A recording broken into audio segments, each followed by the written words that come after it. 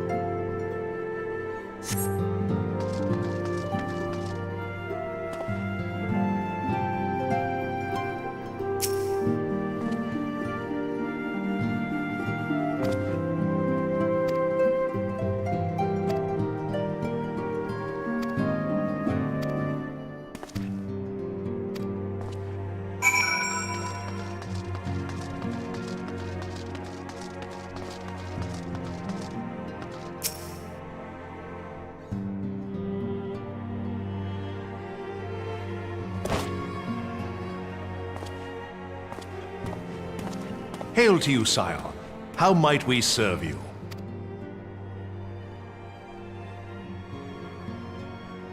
Commander Leveilleur bade you serve us? These are welcome tidings indeed. Given the sensitive nature of the task, I could not rely on one of my own.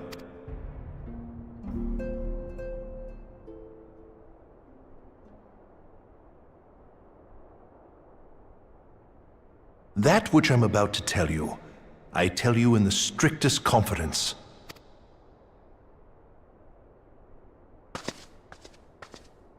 Some days ago, we received certain documents from an anonymous source.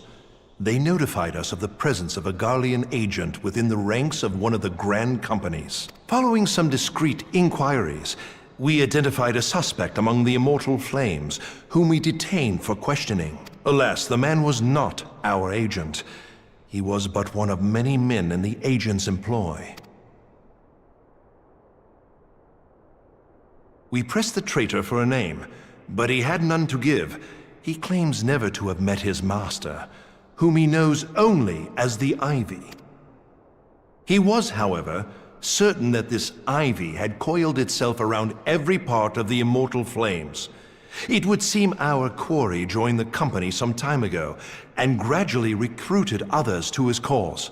These conspirators are the vines by which he learns our secrets, all without exposing himself. It won't be easy to identify the Ivy amidst this tangled mass of subterfuge. But we have a tendril in our hands, and we shall follow it all the way to the gnarled root. Now, much as I would prefer to proceed with due discretion, circumstances demand that this matter be settled post-haste.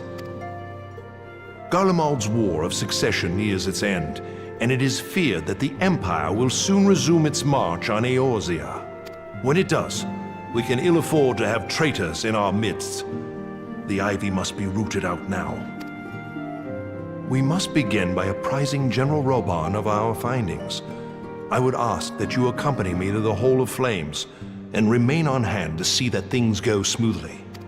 Assuming the Ivy's tendrils are as widespread as we believe, he will be aware that an investigation is underway, and if that is the case, he may well move against us.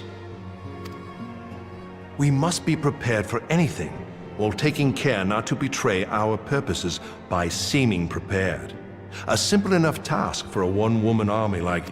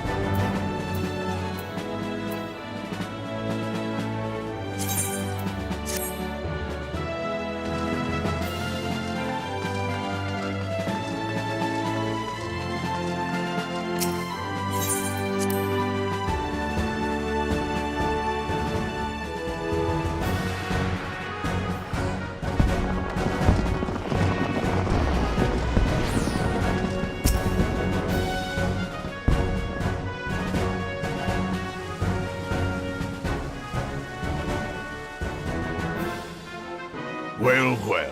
What brings you here, my friend?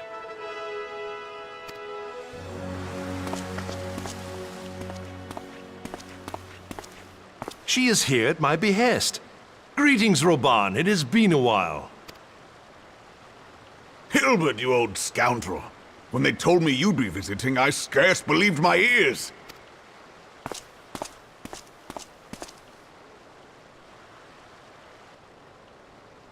But look at you!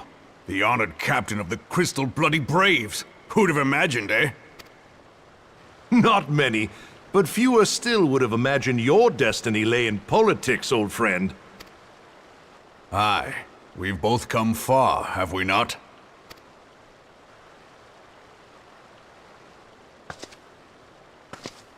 Lest you wonder, Hilbert and I go back a long way. We've been friends and rivals since we were lads. The last time we saw each other, Alamigo had just fallen, so you can guess how many summers it's been. And in all that time, not a word from the fool. Ah, well, my dealings tended toward the modest and mundane, unlike some I could mention.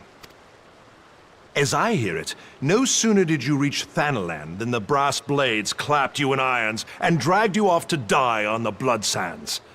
Being a stubborn sort, you won 1,000 matches and earned yourself a place in the people's hearts while you were about it. Then, with your mountain of prize money, you bought the Colosseum and secured a seat on the Syndicate. Those balls, brother! Rags to riches does not do it justice. You're a hero to the common man. Pah! Spare me. I am no hero. If anyone is worthy of that title, it's our friend here. Next to her, I'm little more than a glorified butcher.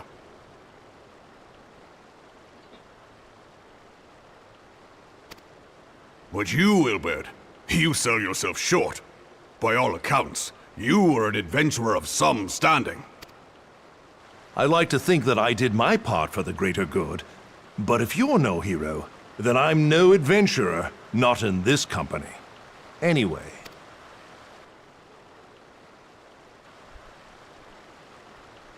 I have tidings.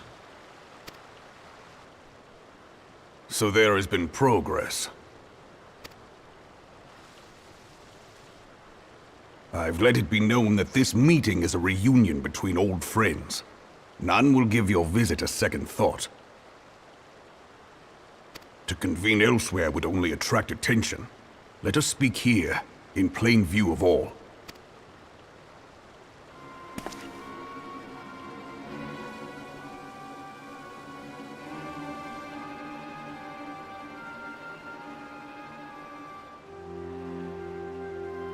So it is we who have been compromised.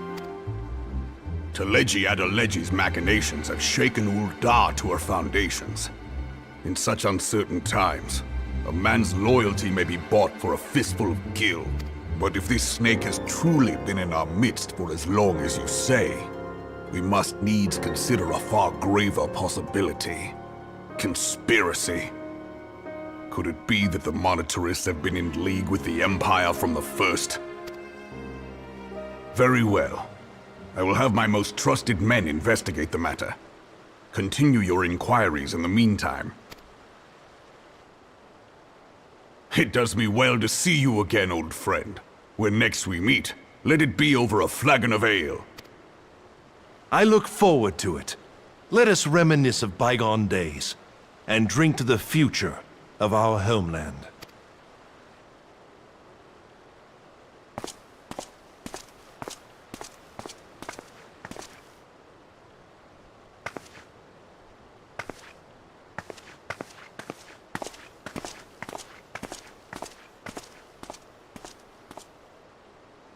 Flame General. You wear the mantle well, old friend. I must work hard if I'm to keep up. Well, it would seem your services were not required after all. I dare say we have Roban's prudence to thank for that. Still, I was glad of your presence. My thanks, Scion.